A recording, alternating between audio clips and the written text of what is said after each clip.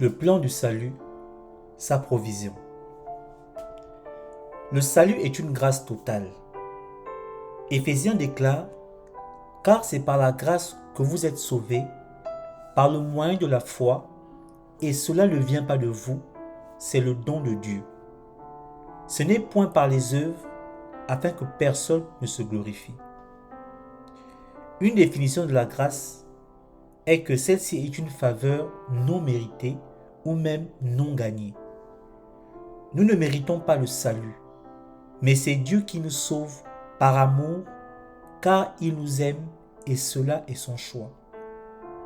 La Bible déclare dans Jean 3,16, « Car Dieu a tant aimé le monde qu'il a donné son Fils unique, afin que quiconque croit en lui ne périsse point, mais qu'il ait la vie éternelle. » Ainsi, de quoi Dieu nous a-t-il sauvés?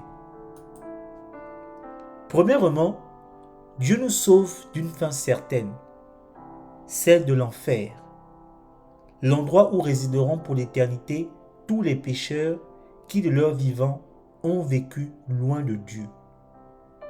Ce mot décrit le mieux le sort des pécheurs impénitents dans le lac de feu.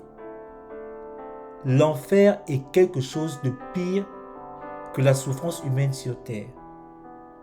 C'est le jugement, la fournaise ardente, le feu de la gêne, la seconde mort.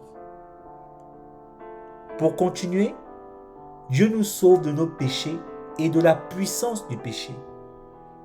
Romain peut déclarer ceci, « Ainsi, vous-même, regardez-vous comme morts au péché et comme vivants pour Dieu en Jésus-Christ. Que le péché ne règne donc point dans votre corps mortel et n'obéissez pas à ses convoitises. Car le péché n'aura point de pouvoir sur vous, puisque vous êtes non sous la loi, mais sous la grâce. » Ainsi, le sacrifice de Jésus-Christ était nécessaire, car dès le commencement, Dieu avait déjà prévu l'idée du salut par le sang versé.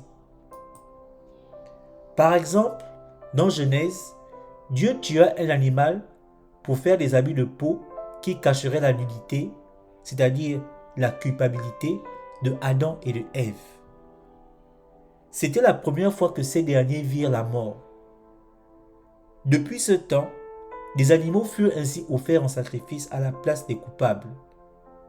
Du sang innocent était versé pour le coupable. C'est ce que nous appelons la substitution. Cette idée fut encore plus développée et enseignée au travers des sacrifices des Lévitiques.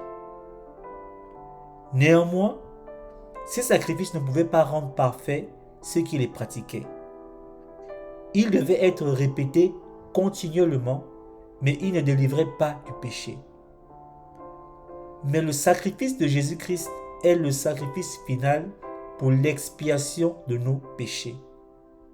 C'est le sang versé de Jésus qui a satisfait pleinement et totalement les exigences de Dieu pour nos péchés et ainsi rend possible le salut accessible à tous les hommes. Soyez bénis.